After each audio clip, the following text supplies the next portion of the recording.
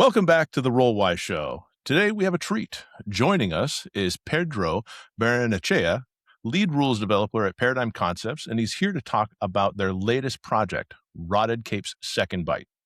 So here's a quick pitch. It's a little bit after Z-Day. The A-list heroes, the icons, the legends, they fell first. What's left are the forgotten ones, the sidekicks, the has-beens, the street-level capes. And now they're the only thing standing between the last survivors of humanity and an endless wave of the dead.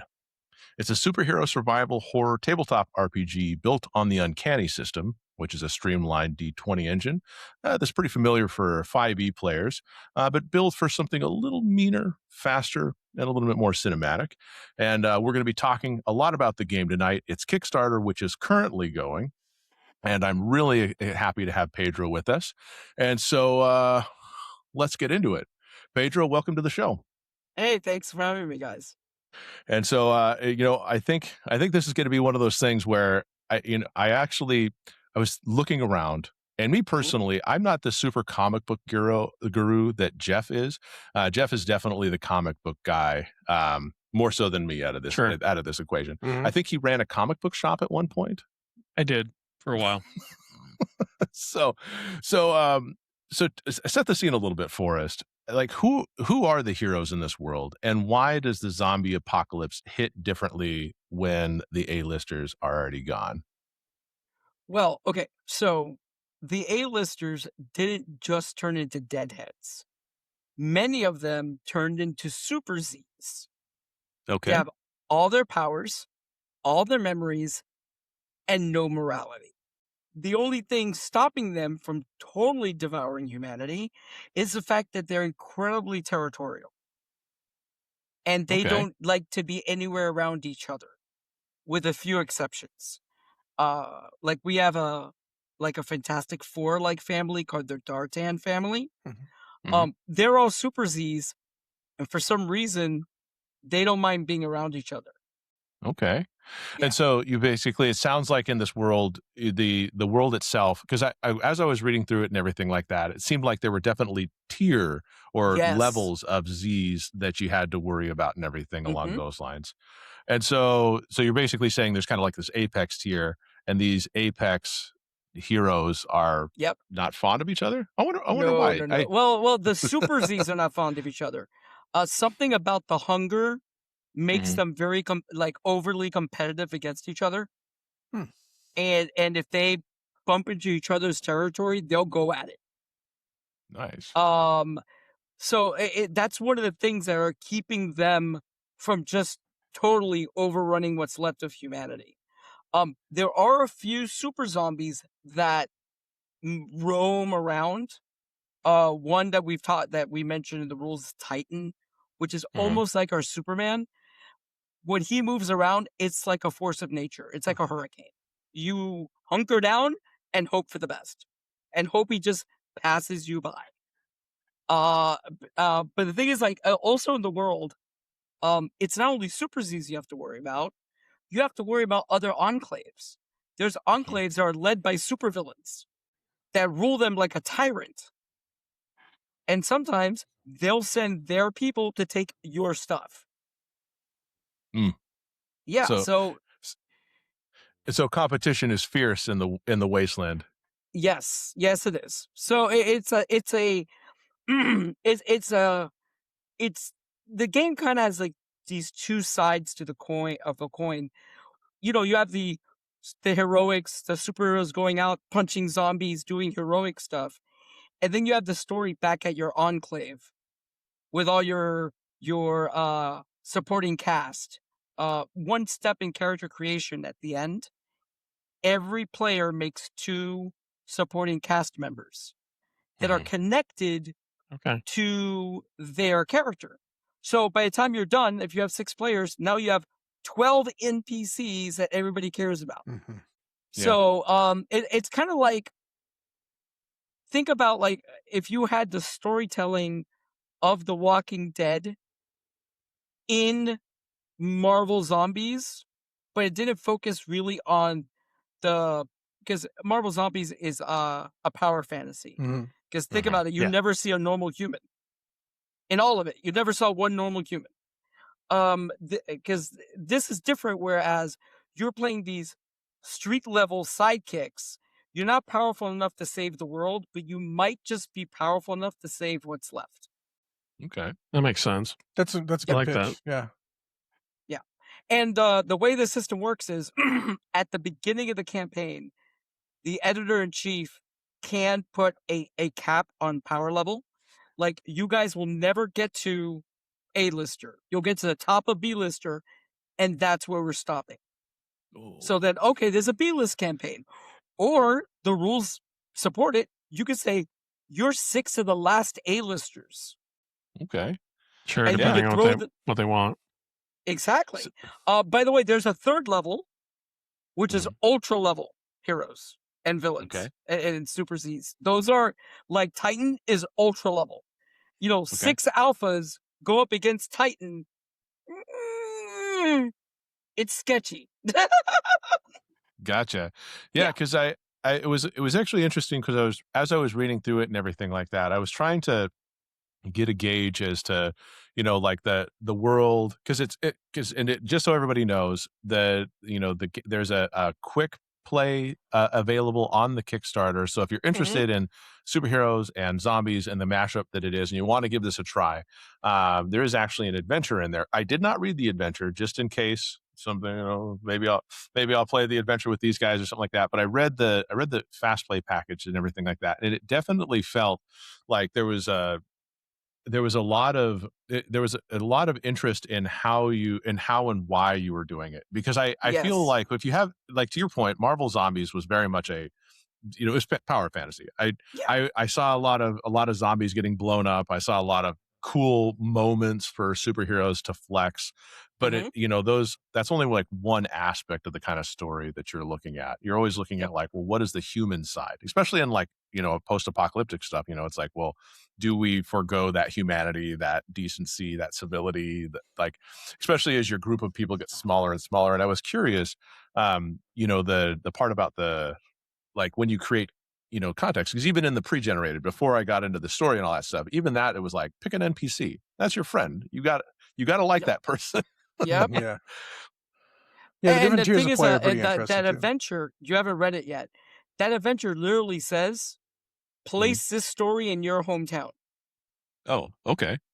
Nice. Because the way we wrote the world, Mhm. we have some detail, but we kept a lot generic Mhm. because we want the editor-in-chief to have the freedom to tell whatever story they want. Like, for example, we don't give you an origin of the Z virus. Oh, I was going to ask. That's up to you. We don't give you an origin. Now, I'm not going to say that us inside the company already have an idea what it is, but that's our idea. It's up to you to tell your story. Okay, well, that's fair. I was going to ask, is it a virus? Is it like something? Oh, it's a virus. It's definitely a virus. Okay, Yeah. so it's a virus. Because if you take a wound from a zombie, you get infected. And you get infected, there's a good 50-50 chance you're not going to make it. Yeah, And there's I'm a not chance. exaggerating. There's a chance your character might become a Z. That's a pretty common challenge in the game. Yeah, right? and if you're a superhuman or a demigod, you become a Super Z. In my streaming game, the Speedster got bit. There was a tech hero. A highly skilled hero who's he's an awesome character. He's an ex-hitman that went after superheroes. His skill set is Cape Hunter. So he was literally watching her with his gun, like, I know where this goes. If you start looking like you're turning, we're ending this now. Oh man. Yeah. A little unintentional PvP, but makes sense. No, dude, the entire table had agreed already, and even the player was like, if I start turning, take me, because I'm a speedster and I'm gonna be a nightmare. Yeah. True. So nice. No, actually, in the story of the world, the zombie virus, the zombie outbreak was kind of under control in Paradigm City until Blue Streak, our super speedster, got bit. and he just went across the world going bite, bite, bite, bite, bite, bite, bite, bite, bite, bite, bite, bite, bite, and Ooh. yeah, Yeah, that's a bad Typhoid Mary. yeah. Speed kills. Yep. So Jeff, you had a question you were going to ask? No, I was just going to say that I really like the bit about the NPCs. Zombie stories to me have always been fascinating, right? But nothing hit like Walking Dead, and I'm not here to pitch that, but it was Dead was so good. It was that tie to humanity. It was The Walking Dead wasn't the zombies. The Walking Dead was the survivors. Yeah, and it's part of what pulls you into the story. And I love that you've got something like that, right? It's not just us fighting because we're superheroes, right? Which is how a lot of superhero role playing goes. We do the right thing because we're superheroes. We're fighting to save this pocket of humanity that includes the people that are closest to us, which I think gets your buy-in, right? Yeah. You got skin in the game. Yeah. In the streaming game I'm running, one of the players, the two that she picked, is her father and her uncle. Oh wow! That they're brothers. So there's been moments where like they came back from something really terrifying, and the father was like, "Don't you ever do that again." Like playing the dad, because your kid's a superhero, but it's still your freaking kid. So, yeah, like the story, especially like when you really like make characters that you're attached to, it adds something to the story.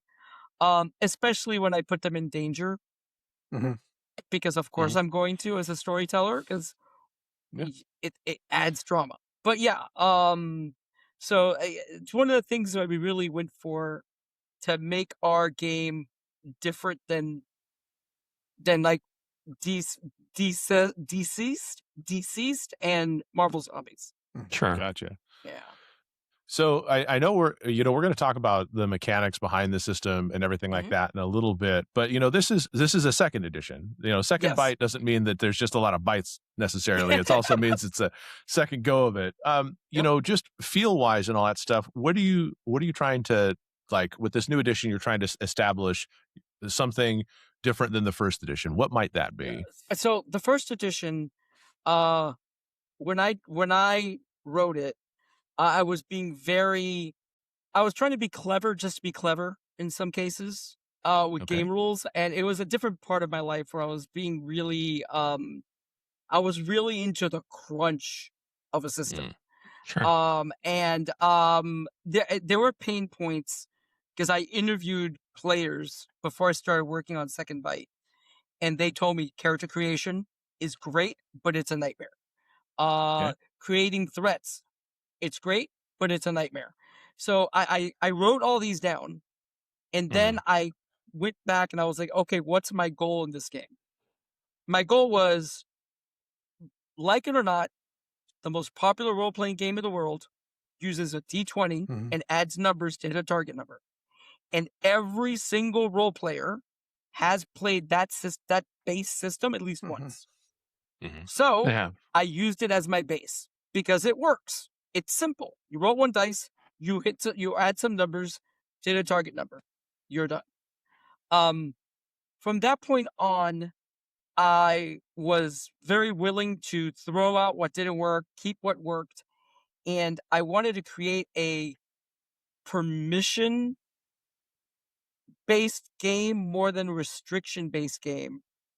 And I really leaned into narrative mechanics that still have a mechanical bonus, but encourage the player to think outside the box. Something that D20 games really haven't done. So in this game, I'm kind of hoping to grab D20 players and go, hey, look at this style of gaming you haven't really played with. So it's a mix of these two, and I'm very happy the way it came out. Like little things like I got rid of detailed skill lists. Like originally, even in this edition, until last year, I had this long skill list, and I had this epiphany out of nowhere, and I was like, "Why am I doing this?" And it was because I was at Origins, and I played like 3 different games that really changed my mind on some things. I played Daggerheart. I played a really fun. I played it before, but I played a really freaking cool game of Savage Worlds. Somebody was Okay. running. Mhm. They were basically running a It was for all intents and purposes it was Death by Daylight, but as a tabletop. Mhm. Wow. You were being hunted down. Yeah, you were being hunted down by this creature that was bringing in the greatest killers of all time, and you had to survive. It was awesome. It was great. And then I played what was it? I think it was a Doctor Who game with a Oh. system that this guy created. Really? Yeah, he just came up with his own system Nice. and he was running it there, and I sat down, I'm like, you know what? I have 2 hours I'm doing nothing. Let's go. And it was fantastic. Nice. So what I did was, when you create your character, you have a skill set. It's a small title or description of your skill set. Ex-Navy, ex-Marine, beat cop, EMT specialist, anything like that, right? And I even have some examples of some more fantastic ones. Mhm. Like I've seen empires rise and fall. Okay. Born Wow. to wear the mask. Of course I put in the billionaire playboy philanthropist. Mhm. Yeah. You had So- to. Comic Yeah, book there was no I franchise. choice. had to. Yeah. So when the GM, when the editor-in-chief is what we call the game master, presents a scene where there's some type of challenge in it to use ability scores, you then pitch to the editor why you should be able to use your skill set with No. what ability score. And then if they And- say, that sounds great, you get to roll and add your rank bonus. Done. That's your skills. Mhm. And it encourages you to think about, how could I use this with any of my ability scores? One thing I wrote in we did our own role-playing game system for Arcanist way back when 4th edition came out. And I wrote in the rules, you could use any ability score with any skill. But everybody defaulted to the skill that was the most common skill, ability score for that skill. Everybody defaulted. Like stealth, everybody used it with Dex. It was a thing. So, but taking away that default, I've noticed automatically makes players start thinking outside the box with your skill set. Mhm. So you're doing this narrative role playing that's giving you mechanical benefit. Oh yeah. No, it's honestly, I have to say that, playing games like Daggerheart, it was nice to see how they tried. It's always funny because I have the Daggerheart books on my shelf, and we played do I. Daggerheart, and it's like, people are like, well, it's medium crunch, and you look at the book, you're like, it's a very big book for Yeah, a it's like medium amount of crunch. like 400 pages or something like that. But when you actually play it, you're like, oh, I kind of start to understand what they mean by this medium crunch, because gone are the long lists of skills, as you said.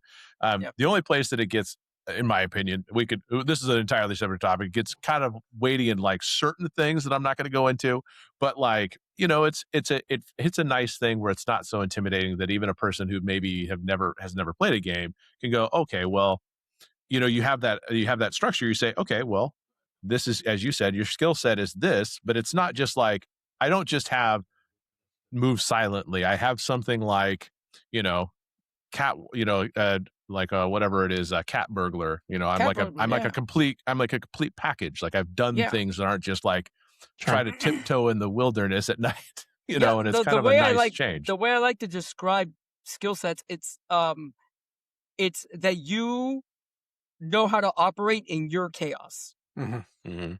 I like Because that. I was thinking, you know how to operate in your chaos. Everybody has a skill set in their life of stuff they could deal with. And then there's stuff outside of it that you're like, I can't deal with that. So Right, and you're good at the things that you're was good at, kind of as like opposed the to encouraging for that. Yeah. And then other games have it. We have a plot point mechanic Mhm. where you can spend a plot point to rewrite part of a scene. Okay. Oh, Yeah. So the wow. players have a buy-in Mm-hmm. in describing stuff in the scene. They can also use it to like re-roll, dice roll, and stuff like that, of course. But I've seen some really creative uses for a plot point that have told some amazing stories. Once you figure out the power of being able to rewrite part of the scene, even a little part, even a small Yep. one, it's so much better than re-rolling Yeah. one die roll. It gets people. Yes. It I gets can a lot of good handle a buy-in. miss, Yeah. right? I can handle a miss. I've got a team backing me up, but being able to change something where it swings something in the future in our favor, it's really powerful. I really like that. That's a nice addition. Yeah, but not Yeah. only that, like for example, I loved it. I wish I remembered if by the way, if you're watching this and you're the player, you need to contact me because I want to put him in the book as one of my special playtesters. So it was the first time I was using plot points in the way they are now at Mhm. Origins 2 years ago, playtesting with a table, random table. I sat people down and ran it. This guy was playing a hero with electrical powers, and his entire thing that he used to be an electrician. And that's how he Okay. got his powers. He got electrocuted, and oh my God, I have powers. So there was a mall with some survivors were stuck inside, and it was surrounded by deadheads. And he goes, I'm giving you a plot point, Pete. I mean, what? He goes, I'm an electrician. I used to work on this mall. There's an access tunnel over that way. And I was Nice. like, brilliant. Yeah. That's And it yeah. came out. And by the way, it gave me the awesome scene where Mhm. they're going underneath and there's grills over them. So the shadows of the zombies overhead were coming in. And then they started healing, growling inside the tunnels. Because there was like only like one or two deadheads, but they were in there with them. It was awesome the way I get to play that up. But yeah, dude, that was a great use of a plot die. Mhm. Told the story of his Yeah. character's background, and yeah, it was great. I love Yeah. that. It's I an live for example moments like that. of good narrative control, like taking narrative control that really helped the game, and you get, like you said, you get that buy-in from players with that sort of like Yeah, stuff. So that's Oh, good. it's cool, and it feels very cinematic. The way Mhm. the way you were describing it, the Mhm. picture was in my head. Like I could follow you as they were crawling through the tunnels. So yeah, Well, and yeah, I think we all love cinematic approaches. yes. And there's other things you can do with plot points also that are very, like I said, I went for a permissive system than a restrictive system. Mhm. Like one of Mhm. the things that always drove me nuts is something I like, and it also drove me nuts. In systems with a lot of like feats and talents, as Mhm. soon as there's a feat or talent, you can't do it unless you have the feat or talent. Right. It gets restrictive. So Yeah. in Rotted Capes, if you spend a plot point, you could do a maneuver you don't know yet. Oh wow. And the way you learn your maneuvers are by doing them in the game. Once you've done a maneuver 10 times, you're allowed to spend a talent to learn it permanently. Yeah, I was going to bring this up because I thought that was kind of a neat way to have your character advance in a very organic fashion, Mhm. and Yep. I really like the Bro, idea that it's just there's like like if you try to do that new maneuver but you really mess it up, let's just say badly, you're like, I don't actually think that's possible. And I Yeah. like it was kind of it. You had those ranges where like you really did try something impossible. You're like, well, I didn't. It didn't work, but I still got an idea of how it can Yeah, work. you And know, then you know, there's something yeah, there. and Yeah, it was just like a nice range to give superheroes like a way to expand their repertoire kind of a bit. And I thought that was I like that system. Honestly, I thought yeah, that was a really cool organic way to bring it in. Not yeah. to say that players couldn't maybe meta that somehow a little No, bit. they will, and that's the Yeah. editor in chief has to like be able to put the kibosh. And Mhm. the thing is, like with powers, right? One of the things. So if you're a fan of old superhero games, Mhm. there's a bunch of little nods to what came before. Mhm. Because Okay. I grew up playing the Marvel Face Rip system, playing the old DC Heroes game, which was more math than anything else. Mhm. I played all those games. So in this game, there are power stunts. You could come up with a way to use your power on the fly that's different. For example, Cyclops blasting his I-beams around a corner, or Captain America bouncing his shield off 3 people. That's a power stunt. Mhm. So you propose a power stunt to the game master, you play a pot dice, he makes you do a power check. If you succeed, you pull off Mhm. one use of the power stunt. Once you do it 10 times in game, you can spend a talent, and it's a permanent power stunt. Yeah, You can do it all the time. these two. So you're Yeah. expanding what you could do with your powers through gameplay. It's not just, I went up in level, oh, look, I learned all these really cool abilities. No, you Yeah, have to earn them. magically I know the thing now. Yeah, Yes. Suddenly, But I it's a- feel like I can cast a fireball. I don't know. I feel significantly more powerful than I was 5 minutes ago. Yesterday. Yeah. Well, Yeah, we've and- talked about that before. The organic leveling in a game has always been more interesting. Like, that's really an interesting facet. And it's also nice because it's active, because there's a lot of times in which games go like, oh, your downtime activity is you find some mentor who then you do a training montage and you're like, woo. Whereas this is actually like, it puts you in the pressure of the moment. And I think that that's really interesting, because you have, and I'm going to use this as a segue to go into 2 other things that I think are really cool about the system, is that the tension that you create. First of all, you scrapped hit points. I remember reading about that, and you went to a different mode that we'll talk about first. And then second, you have burnout with your powers, which I thought was a cool way to not make you just like these unlimited little death goblins, but you have some really good like ways to kind It's of not like the unlimited ammo in The Expanse. Exactly. Like you just how many bullets does the Rocinante carry? Unlimited? Sure. Hundreds of thousands How many of do you rounds. carry? As many as you need, sir. As many as the plot requires. Yes. So tell us a little bit more about, like, because at some point you had to just have that conversation with yourself about hit points. Like, what made you scrap them? What made you go to this new facet with using the other defenses and stuff? Stamina wounds is one of the mechanics that survived first edition. Nice. I wanted a system that still lets you feel like a superhero, but reminds you about your mortality.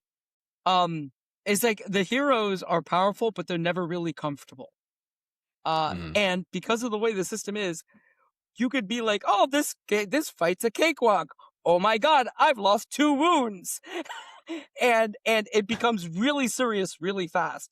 So stamina is your, like, what they describe hit points as normally. It's you Okay. getting tired.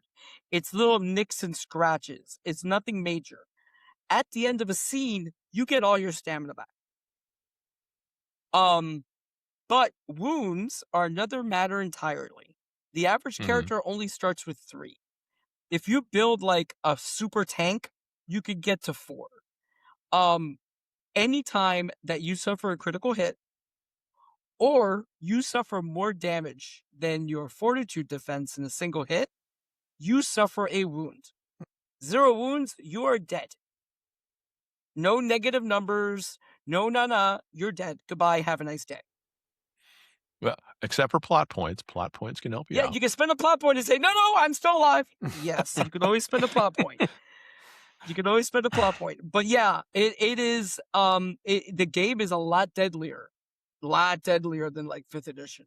I've had like 3 bad rolls in a row, and the entire table, like the attitude of the table changes, because criticals and stuff like that. So the game is deadlier, and the fact that you have stamina hit points lets you cut stamina and wounds lets you push the heroes a little harder through multiple scenes. Okay. But when you've taken a wound in the last scene and you're about to jump into the next fight, you're thinking differently. You're a lot more careful. Yeah, you have to. And wounds don't heal after a few hours. They linger. And you have to make a roll, because this is a horror game. You have to make a roll to recover that wound. If you roll too low, you get worse. Yeah. Because you don't have hospitals. That's true. Yeah. That's true. That's true. And so it kind of keeps that tension, I think, a little high, because I was surprised that, because first of all, with only having 2 wounds, that very much reminds me, like, a couple bad rolls puts you in a bad way. And it's like you go from that feeling really good and confident about yourself to feeling Yep. like, hey, is there a zombie in the within 100, 200 yards? I'm out.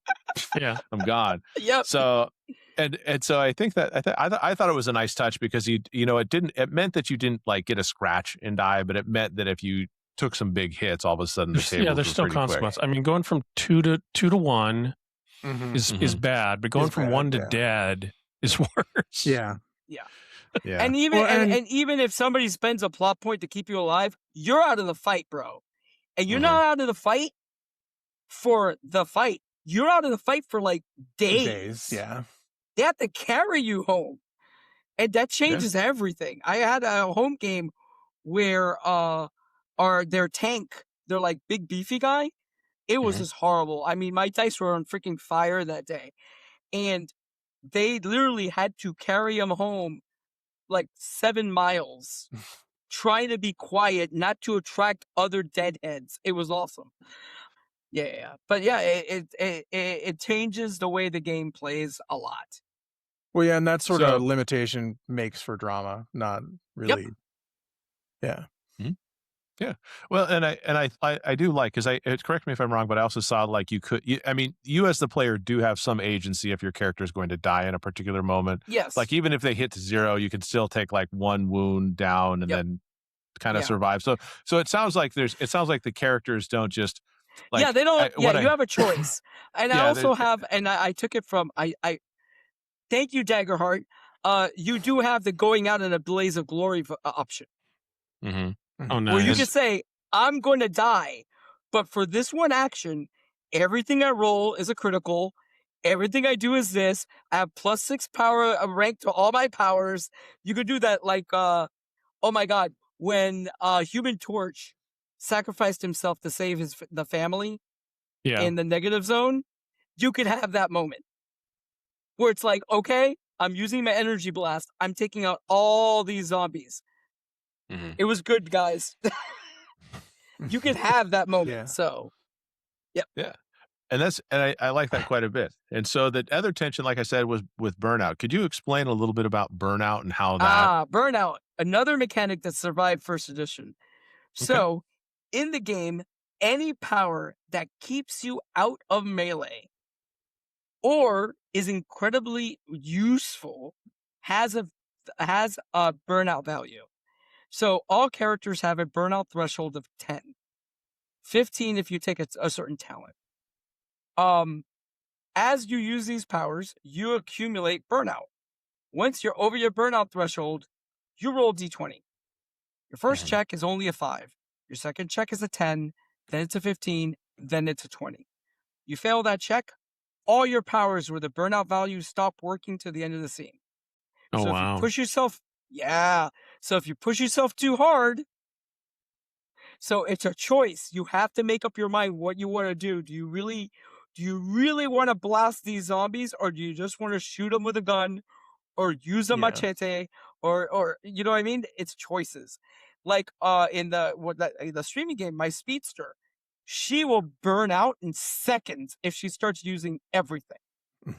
So she's really careful about what she uses. So yeah, the burnout is there to keep the B-listers in check. For every turn that you do not use your powers with a burnout value, your burnout level, your score goes down a number of points equal to your rank. Heroes start at 2.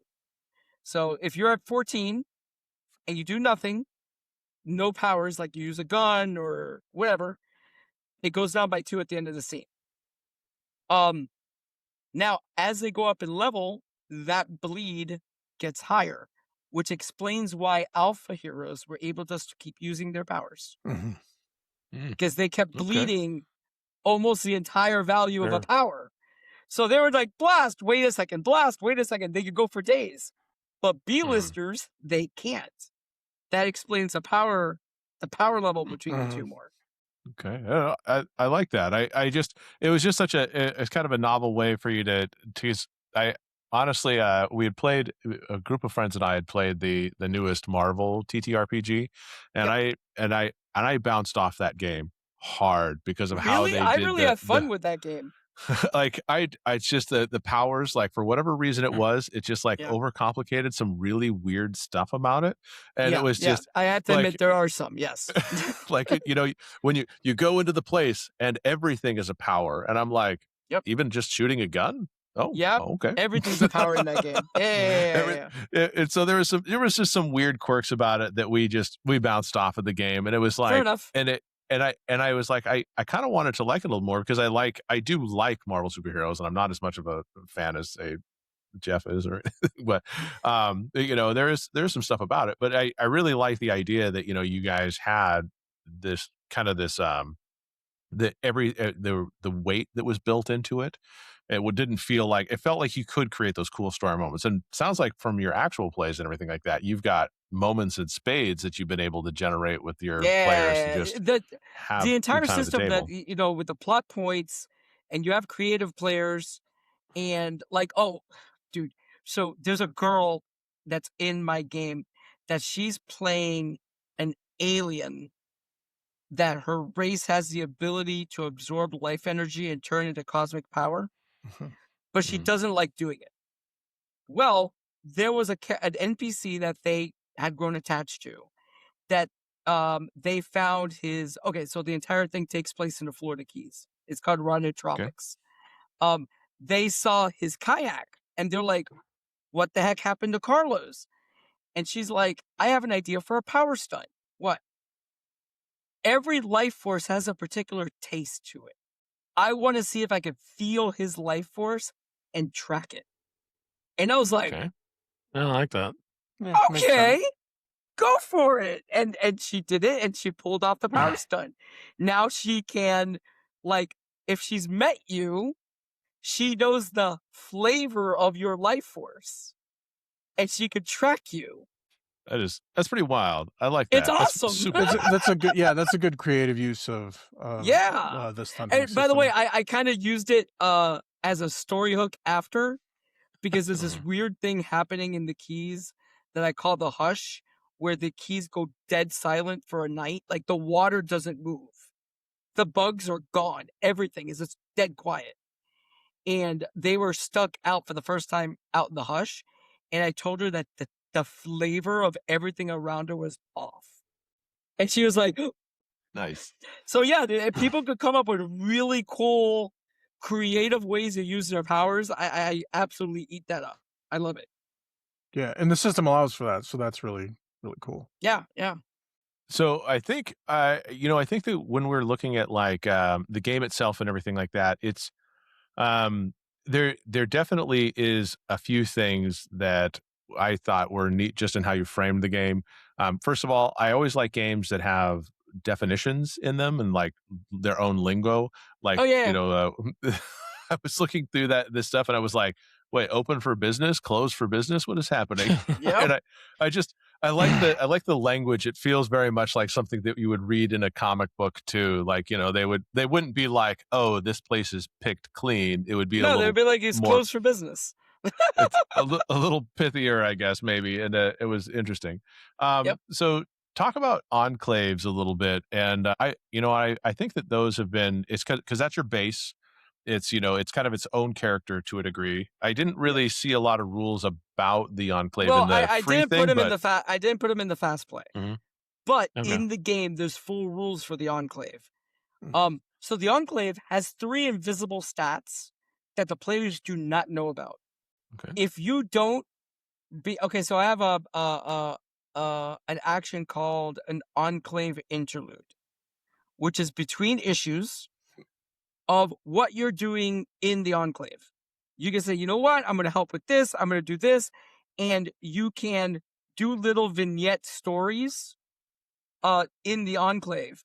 And but if you don't pay attention to your resources, your cohesion, things start to break down, because everything starts to break down when it's not taken care of. Right. And it's not. I tell the editor not to tell the players, to show the players. For example, if your cohesion's down, everybody starts arguing over everything. Maybe people steal from each other for the first time. That starts to break down. So, Right. you role play. Hey, I'm going to help. Growing some food, or you know what? I heard these two characters are fighting. During my interlude, I'm going to make sure that they get their shit settled. And it's like little vignettes. So you have that in the Enclave. You could also build shops in the Enclave, like workstations and stuff like that. Like, you're a mechanic. You want to start getting everything together so you could fix the damn car that you guys have. So you're going to make a garage. Or let's say you're a tech hero. You need to, you built this in a cave.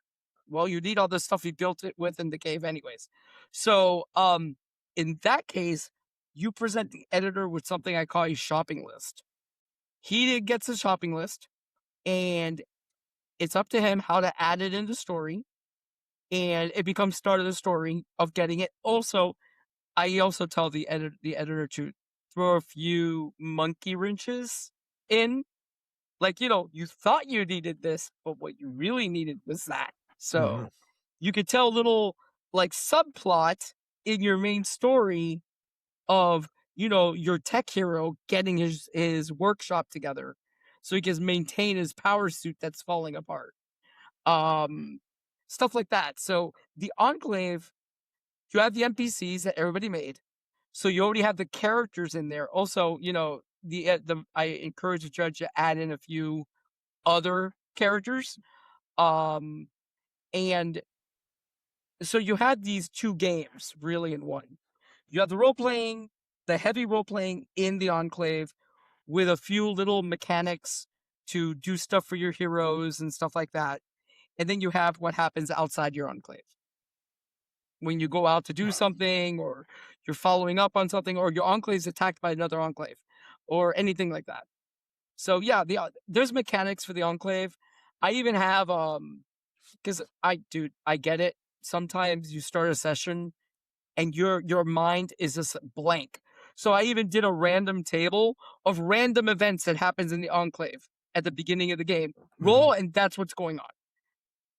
And it helps. Like, now you don't have to roll. You could be like, you know what? I really like that story, and that's the one I'm going to tell. Yeah. And it helps kickstart the game.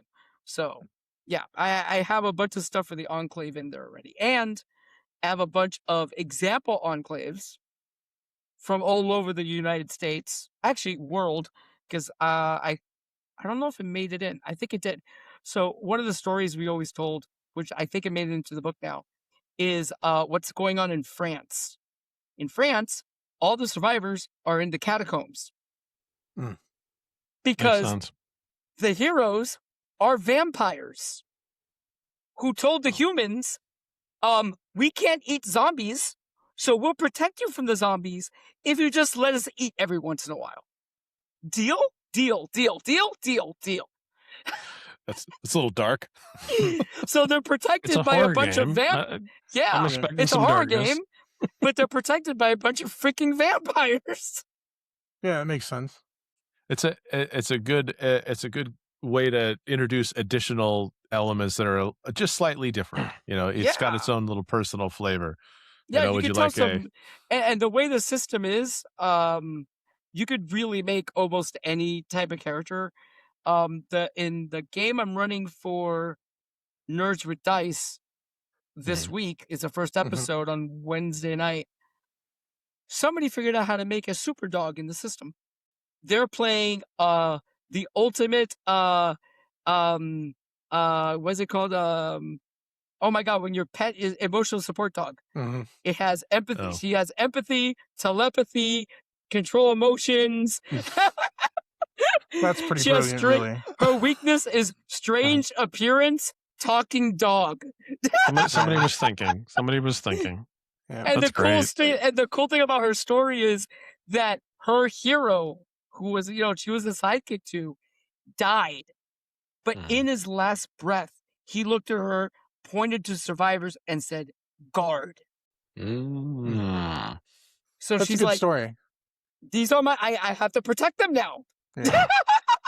That's a pretty good character. It's a pretty good story. Dude, awesome character. I am Yeah. so looking forward to that character being in the game. Man, so creative. That's really awesome. And so, I mean, I guess I don't know if we touched on this too much, but like when you get a new game and you're just Yeah. ready to play it, and let's say, I mean, because obviously the fast play has pre-generated characters Yes. that are all pretty unique and interesting.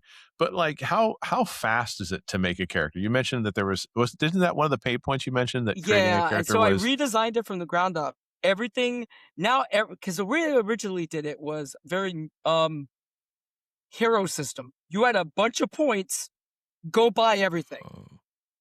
And yeah, that's come on, bro. So the way I did it now is every choice is siloed into its own section. But I also have options for I'm a lazy player, or I'm a power munchkin and I want to have super control. So like when you get to ability scores, you have array and you have point buy. When you get to powers, you have point buy, you have array for 2 powers, 3 powers, 4 powers, or 5 powers. And then for the ultimate lazy player, you have power sets, which is a group of powers that follows the theme. You can just be like, I want to play a blaster. I'll take that power set. I'm done. Yeah, that makes sense. Yeah. So No, you could whip up a character in like 15 minutes if you go the easy route. And one of the dirty tricks of that all my players figured out, when you pick a power set, you could always swap out one power with another power for the same score. You'd be like, you know what? I don't want flight. I want armor. Okay, you have armor of 12. Done. And ability scores and powers use the same point system. So if you have a strength of 25 and move object to 25, they could both lift the same amount of weight. A punch from somebody with 30 strength is going to deal as much damage as a telekinetic blast of 30. They all use this one chart. Oh, that makes sense. Yep. That's got to simplify life. Yeah, and Yeah. allows for balancing and simplification quite a bit. That's good. And then Yeah. because the system is flexible, I do have rank caps. Like I rank 1, I rank 2, you cannot have anything over 25. So even if you cheese monkey it and you find a way to get higher, you're stuck at 25. Anything beyond that, I call untapped potential. And if there's a really cool story reason why you should be able to tap that for that one scene, the GM could be like, you know what? Yeah, you could do it. Go ahead. You could do it for that one scene. Yeah, you power up like out of the comics. Right. No, Of we've course- seen that a million of times course. in comics. Yeah. It costs you a plot point. Yeah. It's not free. The way you get plot points, you have 3 ways really. The first one is by leading into your personality flaws to your detriment. So it tells you to pick one. You could pick more than one. You could pick as many as you want. So our speedster has lone wolf, impatient, and ADHD. So she'll run off, trigger encounters, and be like, sorry guys, you guys were discussing it for way too long. that's when what you need, a lone wolf with ADHD. Yeah, bro, and impatient. That's the worst one. It's a lone wolf who's impatient. It's like the worst combo. So when you lean into your flaws to your detriment, you get a plot point. The GM could activate any of your flaws. If you accept it gracefully, you're like, you know what? You're right. My PTSD would kick in right now. You get a plot point. Another way to get a plot point is every hero has a tagline. If you use your tagline in an awesome moment, you get a plot point. I don't know. I'm terrible at delivering lines. I think Brett did a lot better because we played another game that was like you just kind of lean into the punniness of it. It was the Mork Pork, Oh, Mork Boar. It was the More it Borg. was- Yeah, I Pork. know that game. No, Not it was Mork Pork. It was the Terry Pratchett the game. Terry Pratchett game, Discworld. Yeah, That's Discworld. what it was. And Yeah, so which leans into like mechanically you get bonuses for funny puns and stuff like that. And so Oh my it's just god! that You need to send me a link to that because my eldest child is the king of puns. They will eat up that game. well, and it's because the game is about delivery, like you're saying, is that there you can obviously say your tagline, and everyone's just like, just doesn't fit. Yeah, what? Yeah. Yeah, but that game I've is seen some very people narrative. like really pull off their taglines. So one of the characters in the book is the character that my kid created when we were playtesting the first edition. They made this character called Apparition. She could go invisible, she could teleport, and she could phase through objects. Her tagline is, "I was never here." And she has used it in like there was a moment that they pulled it off and everybody at the table just went, damn. Basically they invisibled in, teleported, dropped a grenade, and whispered in the guy's ear, "I was never here," and teleported out. And everybody was like, "Oh, that was cold." That's that one. And then our speedster in the pre-gens, his is "You Never Saw Me Coming," because he's so damn fast. Another one is "I Got This." He's an ex-football player. He's like a colossus. He turns into crystal, but he's an ex-football player. So the idea is you look at impossible odds and you're like, "I got this." So it's fun. It creates some. Now, there's some players that I've noticed that will never use their tagline. And it sucks. I'm like, bro, you have a tagline. The last way you could get a plot point is by just doing something awesome. You do something that impresses everybody at the table, impresses the editor. He's like, you know what? Here's a plot point. That was great. So out of curiosity, I mean, we play a little bit of Fate, and with Fate points, your goal is to like just get them in and out, with meta currency. And I think that there are other games that really, Brent, there was Momentum was one, like from the 2D20 from like that's Modifius, the like 2D20 Modifius system. Momentum was a big one, yeah. And so like so with plot points for people that maybe not used to that meta currency type, your goal is to not just hoard them, right? No, like your goal is to use them and get them back and use them and get them back. You want to spend them and I still remember, so my youngest was playtesting the current version and she was like, okay, I'm leaning into my flaws. I'm doing this, because I need that plot point to pull this off. But like I was running it for a bunch of kids that they wanted to play the game, and the plot points were just flying. They were earning them and spending them. It was awesome. Once the players get used to doing that, they'll start spending them. So yeah, the entire idea is you're telling a good story by leaning into your flaws, but then you're spending plot points to be able to retell the story by editing the scene or get yourself out of a jam or, make sure you hit or use a power stunt and stuff like that. Yeah, spending that meta currency is really good because that's always really good mechanic because players can take their own. You have a little bit of more control of your destiny and the cycling them out because the gamer instinct is like hoard the good stuff. And so getting used to doing that and encouraging that, the game encouraging you to do that is good. Like we did the same thing when we played the 2D20 system. Like we tried to hoard the momentum points at first, and then we were like, oh, we just need to spend these. Like always, like, I don't feel very cool playing this character. And then we started spending the meta currency, and it's like, oh, now I feel cool. That's this how this works. works. Okay. Doesn't Outgunned have something like that? Yeah, it does. I think we haven't played that in a while, and it was a short session, but it does. Outgunned does have a very narrative spotlight mechanic. Yeah. I like that. I got into Outgunned for what it is. That's for what a it good is. game. Yeah. Yeah. It kind of grabbed me. I totally ran a one-shot Assassins in the World of John Wick game. Yeah. Well, I mean, Nice. They were all assassins in the world of John Wick, and it was I did it. I think I did it. It was 2 months after the events of John Wick 3. Yeah. The And that's table was in shambles. There was all these power moves, and they were working for one of the people trying to take over the table. yeah, the game really begs for that. That's one of their big inspirations. Yeah, So for I think sure. that's That's a really exactly excellent what the use of game that. is. The cover tells you everything. Yeah. It's true. Yeah, no, it's not trying to be subtle. No, not at and all. that's a good thing. That's a good thing. Yeah. Yeah. So tell us. So I guess this is probably a good point to get to the actual Kickstarter. You know, the thing that you're promoting and all that kind of stuff. Yep. And so because you guys are you're on Kickstarter now. So Yes.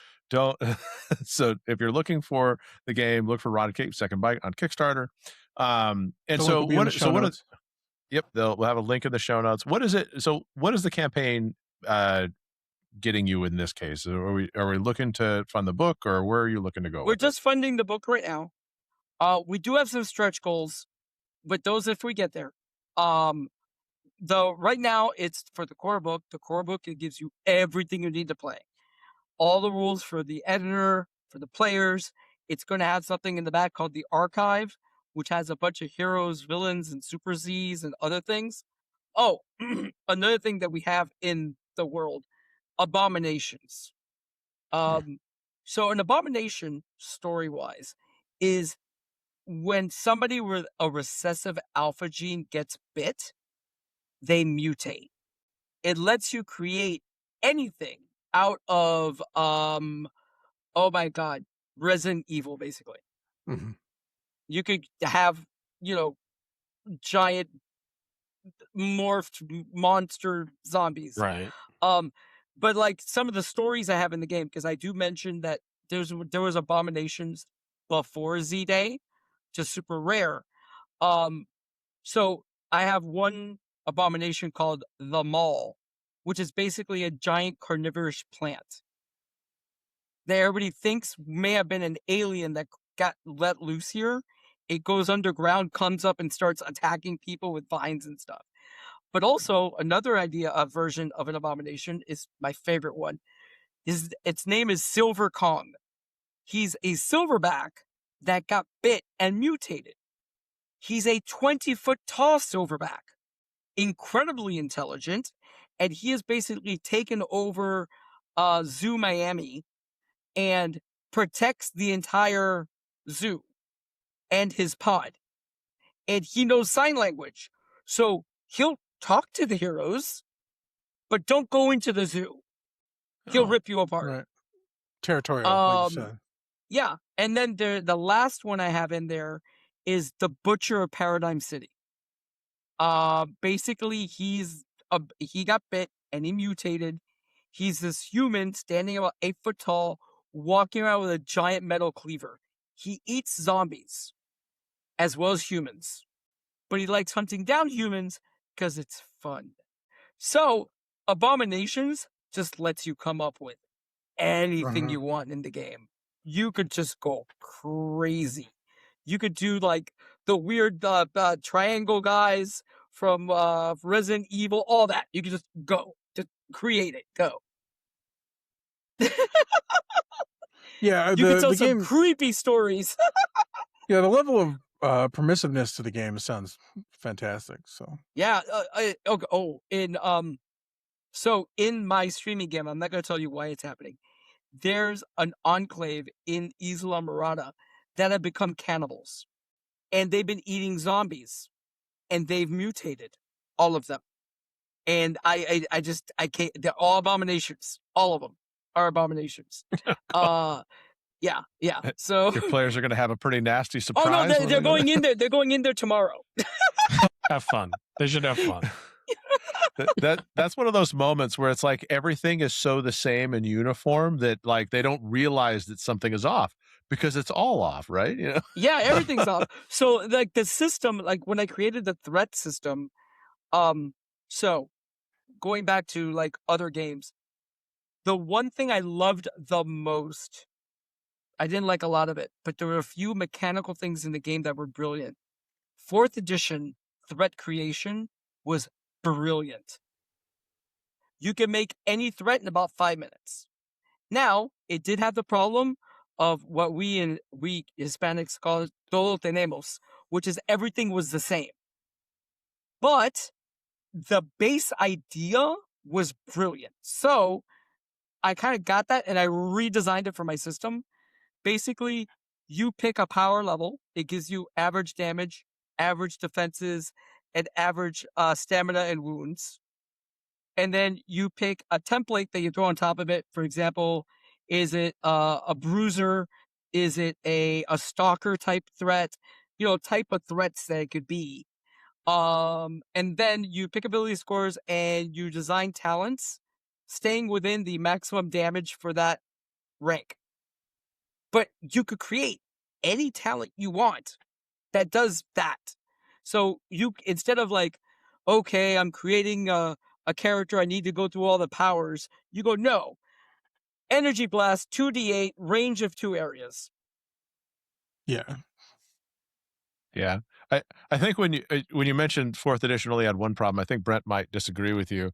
I'm not the only one in the group. He hit the big one. No, for a system I played so many hours of, I still have a taste in my mouth that makes me that I don't love. There are things that I liked about it.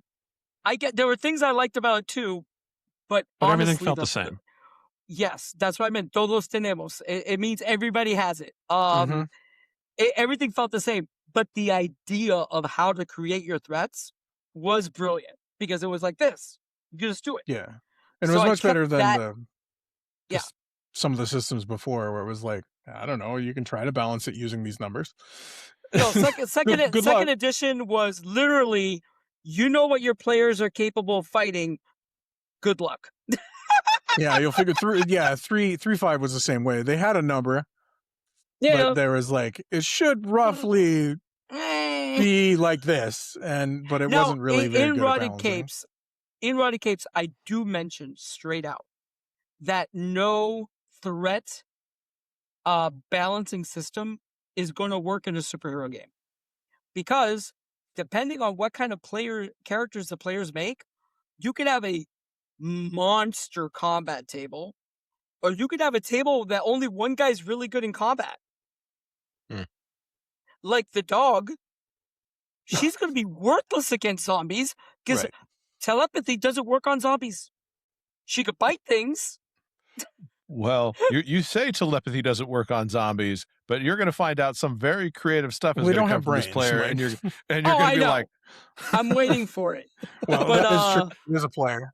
Yeah, I'm waiting for it. But but yeah, you could have characters that are the same rank that are wildly different in combat, and that's fine. This is a superhero game. I don't want to say you have to be able to do this, because then it takes away that agency from the player. So, out of curiosity, I mean, I think this leads into a good segue to the next question: who's the game really for? I mean, the first thing that I think that I read as I was reading through it felt like a lot of terminology that a 5th edition player might like, but everybody I think has an idea that maybe heroic fantasy isn't the best nest for a horror game. Like, it's hard when everyone is like the heroic fantasy. I feel like some people say fantasy is okay there, but is it like for superhero fans? Is it for 5e players? Is it for... So the cool thing about the game, okay, hold on. It's for everybody. All of you out there, go back this right now. So that's right. We got the pitch. There we go. The cool thing about the game is you could play so many different flavors. You could play campy, super heroic. We're out there to save the world. Aha! You could play super horrific. You could play classic superhero. You could do any of those. And I've had campy switch into horrific in the same issue. Like one of the original playtest groups, my table was silly. They were all super campy. Like, they were all playing 1960s type superheroes. We're the good guys and we're here to that type of stuff. Silver Age. Silver Age. Like, there was a guy playing the General, who was like Captain America, And literally, he would have all those, I'm here to red, red, and blue in the American way. And yeah, dude, hardcore. But I had an issue. Issue is what we call adventures. Issues is comics. I had an issue where it was super, super duper duper campy, and then it wasn't. And it was great because none of the characters were the same after that.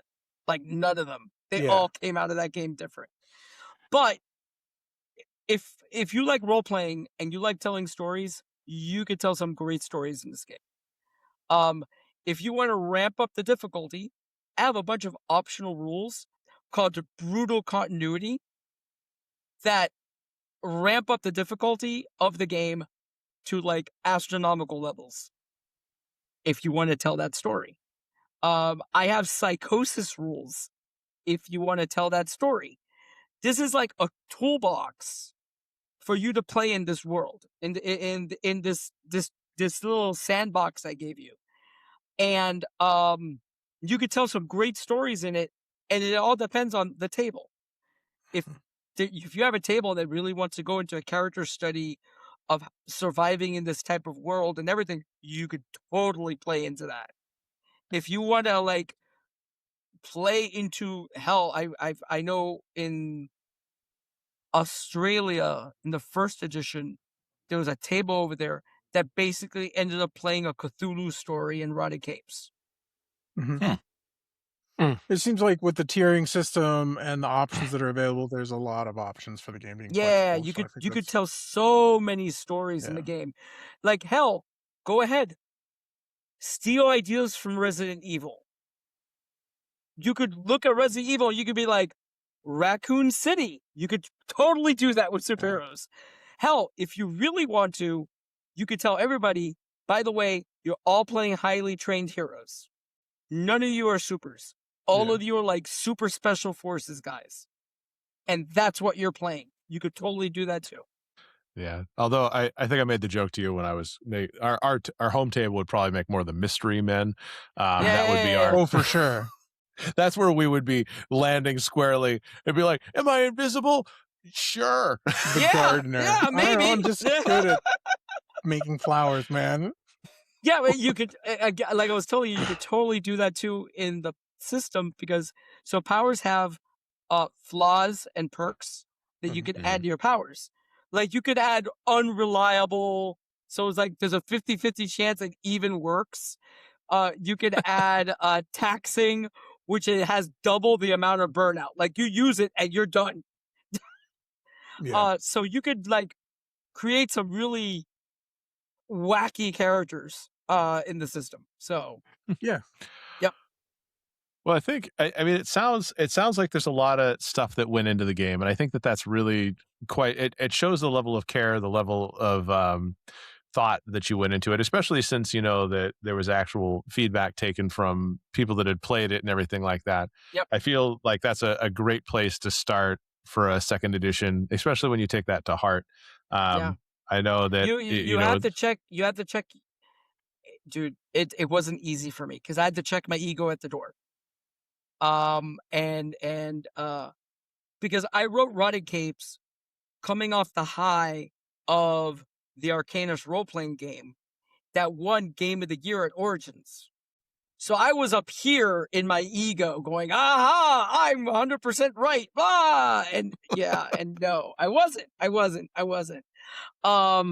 So this is what I kind of like, I went from the ground up. I wanted to make the game accessible. I wanted to make the game fun. I wanted the game to be faster. And I think I nailed it. Like the guys that the Nerds with Dice, they all made their characters. Nobody asked me any questions. Yeah, that's a good sign. That's usually they just a pretty made their good sign. characters. That's a great and sign. I was like, guys, if you ever actually know one person asked me a question, they're like, hey Pete, can I stack these 3 weaknesses on top of each other? So if I'm hit with fire, I suffer this, this, and this. I'm like, if you want to do that to your character, go right ahead. I'm not going to say no. I already wrote a fire encounter. And Can I make the most flawed character possible? I was about to say, like, you pretty much open it up to say, like, especially with something as common as fire, like, yeah. No, but she's playing an alien that's really more like a plant. She's like poison ivy, and she's like poison ivy, and she like actually doesn't eat. She uses photosynthesis. So That's she's cool. like a plant. So she's like, fire would screw me up. So I'm like, yeah, it would. So she took all these weaknesses against fire. Like fire shuts down her powers, weakens her ability scores, does more damage. It's bad. Yeah, it makes sense. I mean, it makes sense. Yeah. I have seen those players come to my table where they're like, I happen to have some flaws, but in this one situation, I pretty much explode. Yeah. So just a warning. Boom. But otherwise, all the bonuses I get in other situations should make up for my one, I'm good at one fireworks thing. moment. Absolutely one thing and nothing else. No, that's cool. And so I think, with the game, so Rotted Cake Second Bite is going to be on Kickstarter. You have approximately Is on Kickstarter. 13 days left. 14 days or so. You're from the time of recording. Remember, people might watch it after. From the time of recording. Yeah, at the time of recording. Yeah, let's give them an actual end date or close to it.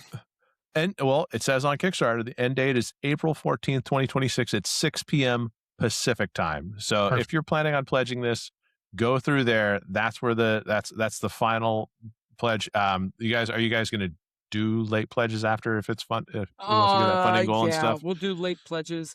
We're already out of the special characters and the character on the cover. That was my idea, by the way. The little homage to Days of Future Past. Okay, those were cool ideas. That was my idea. So, cool. And then and then Henry came up with the idea of we're gonna leave some spaces empty, and you get to put your character in there, and say if it's Zed, MIA, or alive. So, yeah, your character becomes canon. No, those were cool, and honestly, for little bits like that, the prices were actually reasonable, like enough to justify doing it, but not so much where it was like, okay, there's almost nobody that could afford to do that. Yeah, bro. Like I saw this other game, or was it a comic book that your character could be on the cover, and they were asking $1,500. Yeah, some of those are I've seen I mean, it's a lot. It's not. Some people could do it, but it's not. I think you guys priced it appropriately because you've sold out already. Like, and it's helped your campaign, and that's the important part, right? Getting funded's the important part. That's the goal of this whole thing. So you can get your product out there. We still, we're past 50% of the special editions gone. It's going to be like red leather, and there's this art we have of a screaming zombie in the book, and it's going to be on the cover in silver. I did a little mock-up of it. It's going to look phenomenal.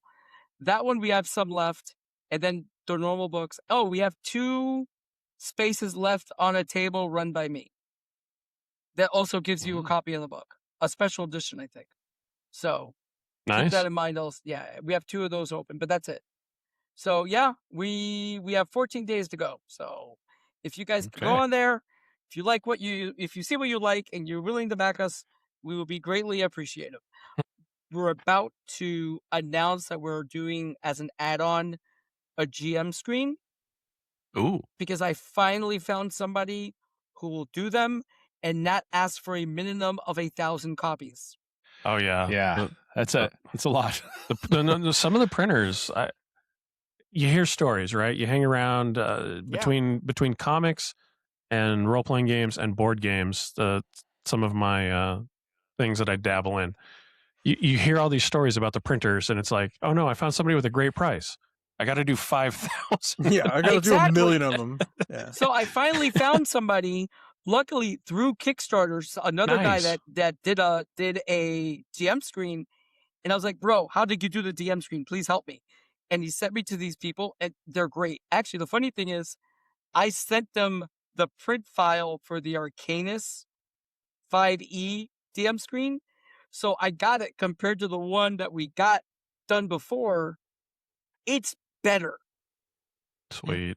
And it's a lower price. And my wife looked at them and goes, baby, this one looks so much better. Nice. Right off the bat. And I'm like, score. So yeah, we're going to have a DM screen. We're also going to be supported on 2 TT or TT VTTs. There's one that had a very successful Kickstarter called Fabled. Okay. They're going to be supporting us, and so is Hedron is going to be supporting us. Okay. I was just approached by somebody who is willing to do the work to put us on Foundry for a cut of all sales, and I'm okay with that. It's not bad.